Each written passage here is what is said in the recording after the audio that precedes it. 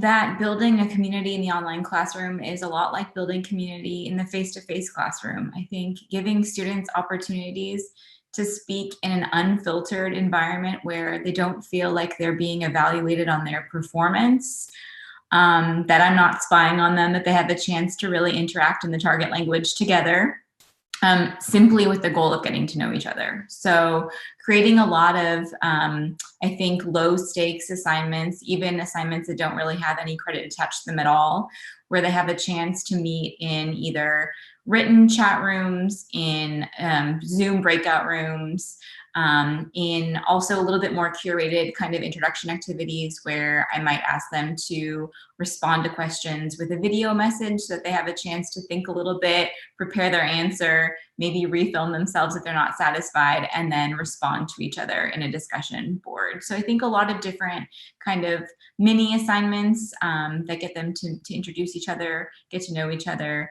and not necessarily for a grade and not necessarily in front of me.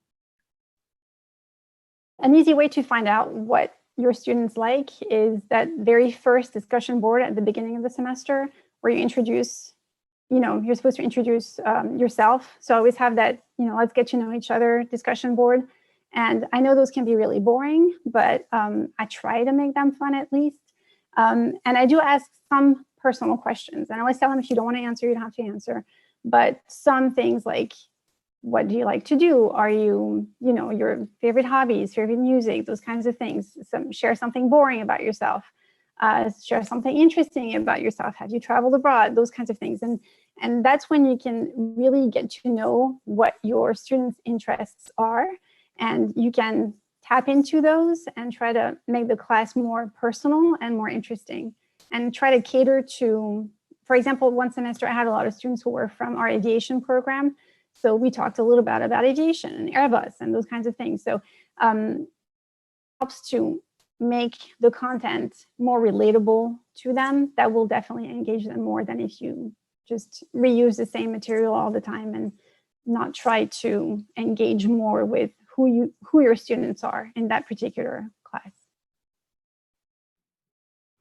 One way in which I help to build community is by incorporating questions in class where the students are sharing personal information, personal experiences, personal opinions, and I make it very relaxed and friendly, even in upper level. If they need to say it in Spanglish or just with a little bit of help of English, that's okay. I want to hear their voices. And so I think the more that the students participate and share with classmates, the more they get to know each other, and therefore the more they feel connected to each other. Another way is through group projects, and I do incorporate it throughout the class. So I give time for the students to be working in breakout rooms with their group members. And also I meet with the groups one-on-one. And so the students work on the group project for several weeks. And so they develop this connection with fellow students since they've been working together towards this one goal, so to speak. Number one, get to know your students, and that goes beyond the activities you do in class. You need to be sort of taking mental notes of the little tidbits about themselves that they share throughout the course, and you will really get to know them. And I think that when you keep making those references in class, or you tweak an activity to include something tailored to that student's interest, I think that goes a long way to building that connection. And the other one, which may sound silly, but have fun. I think humor connects us a lot more than we realize, even in social media. A lot of the things that people like and comment on are funny things. And so I think that sometimes that just relaxing and having fun about it instead of dwelling so much on, oh my God, we cannot do this, or oh my God, this is not working, or instead of dwelling so much on limitations, whether they're real or perceived, just relax and have more fun with it and remember what it's about, right? That it's about, at least for language teaching, it's about connecting with somebody else, right? Communicating with somebody else. So I understand that different teachers are under different circumstances, but if you can choose topics that you think are going to be enjoyable for the students, or even just how you approach the question and letting them students be creative and funny, I think that goes a long way for them to feel engaged, and then they feel connected to each other.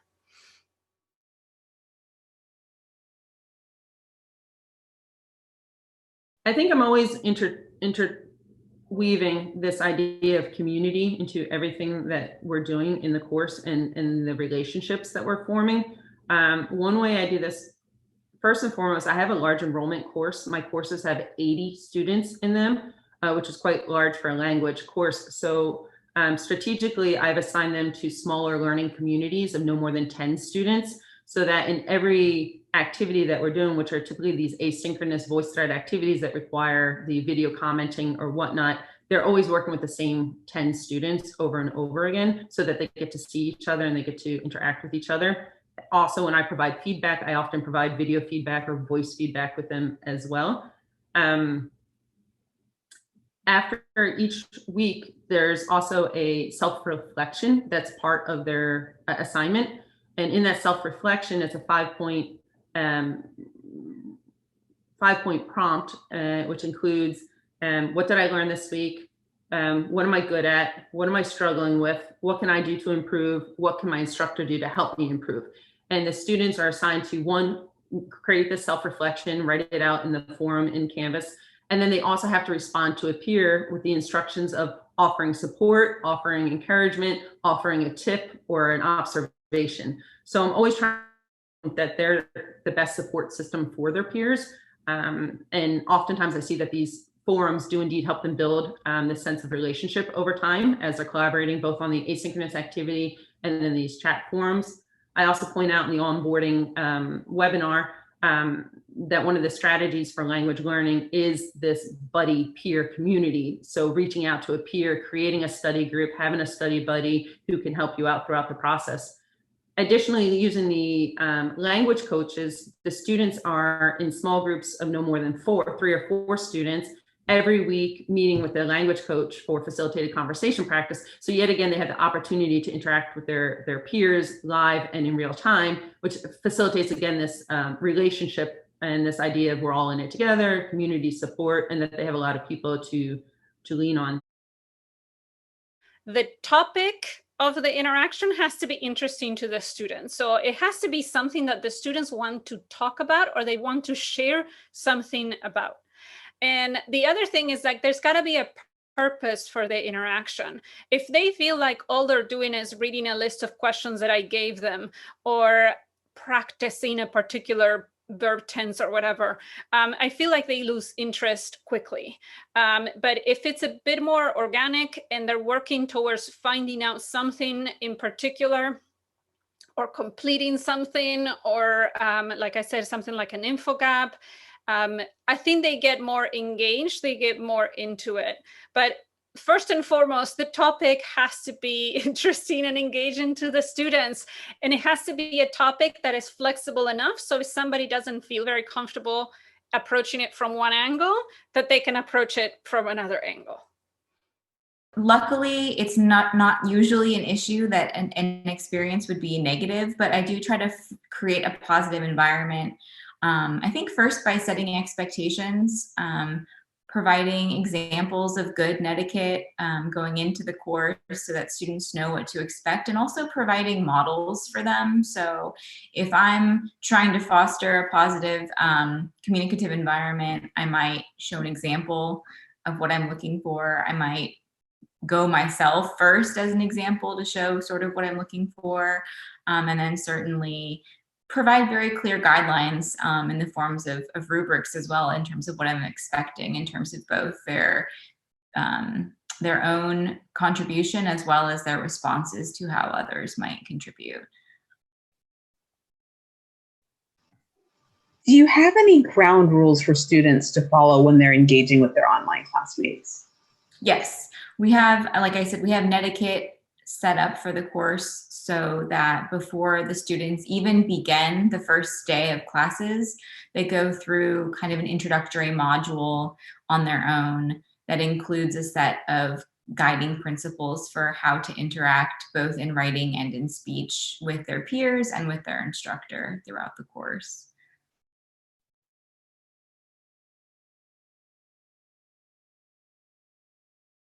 I don't have ground rules other than part of the student code of conduct, obviously be respectful, don't be offensive, right?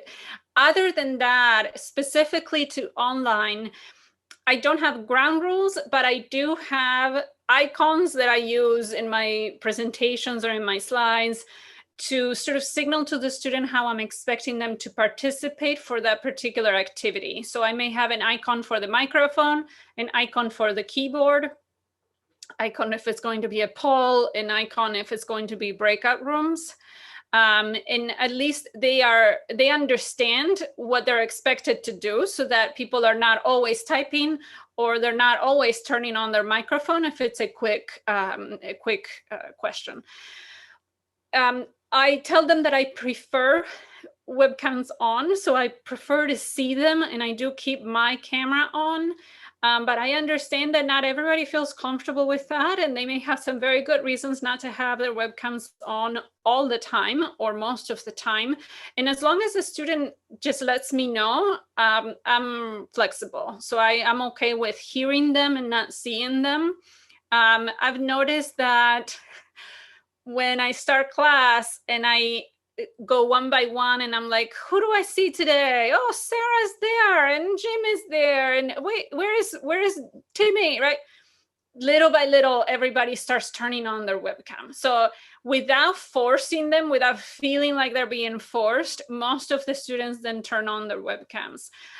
When they're in breakout rooms, again, I remind them that I prefer for them to turn on their webcam so that they can just talk to their classmate. And sometimes I don't go in the breakout room. I teach college students. And so I don't really have any other ground rules, I guess.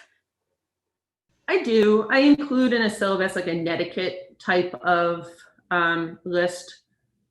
But I think more than just having rules, it's more this personal dynamic that has to be struck from the very beginning, which sets a tone, it sets a standard, it sets expectations of engagement. And it's not as much of this top down, I'm telling you, don't do it this way, do it this way. It's more leading by example, offering opportunities, facilitating certain types of communication and guiding it, such that I've been teaching online now for many years here at the University of Florida for the past 4.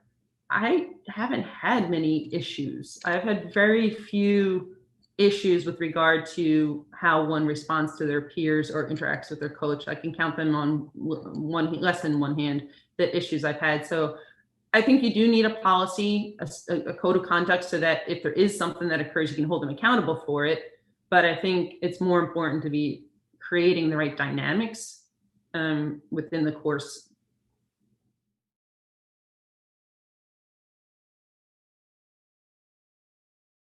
Just thinking about like discussion boards, those corrections are private, but my response, like, that's really cool, or, oh, I love your dog's name, or something like that in the target language tends to, like you're saying, helps develop the rapport.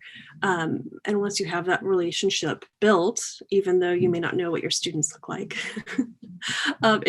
you still get to know who they are as people, and then you have something to pull in as an example. So I think my German 2, out of 15 students, at least 7 of them are musicians. So we always, we draw on some of those music topics as examples. And then, of course, they have to pay attention, because if I ask, oh, who plays cello? And they don't answer, I was like, oh, you weren't listening. It keeps them on their toes, but they're interested because it's about them. I think it does, because if you get to know the students and you get them talking about their own experiences, and then you can point back and say, look what you've learned how to say.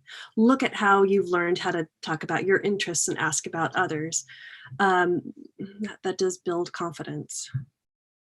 I think it's inevitable that some students are going to be more shy than others, and we have to respect their personalities too, right? It's not our job to be changing their personalities. At the same time, we want them to understand why we're asking them to take some risks with language and why pedagogically we think that's beneficial. I try to first, like I said, lead by example and always like put myself out there first, right? So it's not me asking them to do something that I'm not comfortable with. But also I like to get to know them, whether it is through a survey at the beginning of the course or throughout the class, and see how I can incorporate little pieces of information, or even if it's a picture, even if it's a reference to something somebody said the class before. And I think that sometimes you reach those students when they know you have been paying attention to what they have been sharing, even if it was just in a written assignment. I think that they like it when they know that the teacher's paying attention to them, even if they don't say a lot in class. And also with praise. The students who participate a lot, yes, we're probably the first ones to praise them. But you have to, when the shy student volunteers, I send them a message and saying, thank you so much. That was great. Keep up the good work. That's exactly right. You have to foment participation that way too. We try to emphasize a lot the idea of professionalism in our courses. I think a lot of our students are very attuned now more than ever to how much they want their study of a language to be applicable to whatever professional field they pursue after graduation. And so I emphasize a lot that participation in the course should be framed the way that participation in a business meeting or an interview or a normal work environment would be. So just the way that we want to develop skills to work in a professional environment, dressing and speaking and acting appropriately, those same guidelines should apply to our classrooms. And so I think that students respond very well to the opportunity to begin to develop those skills in a language course as well. So thinking about how to present themselves in a way that sheds positive light on their own experiences, as well as how to respond to their peers in a way that's respectful. The biggest tip is giving them opportunities to interact with each other and seeing each other. I really think it's so important to use your webcam in these online courses. There's something about seeing the person's face, their body language, the way they're expressing themselves. And I realize that might be controversial for some, and they talk about equity and what's in the background or whatnot. But I think nowadays with the opportunity to have different virtual backgrounds, virtual filters, I don't think it's as much of an issue. You could just put yourself in front of a plain wall and nobody really knows what's going on.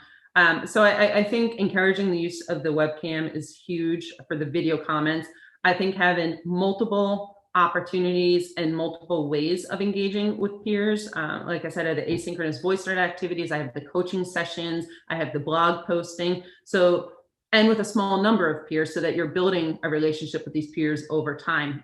I'm also fortunate that I typically teach the basic level sequence of Spanish 1 and Spanish 2. So many of these students continue on through a second semester. So it's not just one semester of a relationship, but it carries on to a second semester, which makes it quite easy. I shy away from more of the written type of engagement. I have very minimal written type of engagement because I find that to be a little more dry and boring, both for the student and for myself to have to read it and evaluate it. So I much rather prefer anything that facilitates oral communication. So the video comments, especially on VoiceThread, is huge, as well as the live synchronous type sessions with the coaches.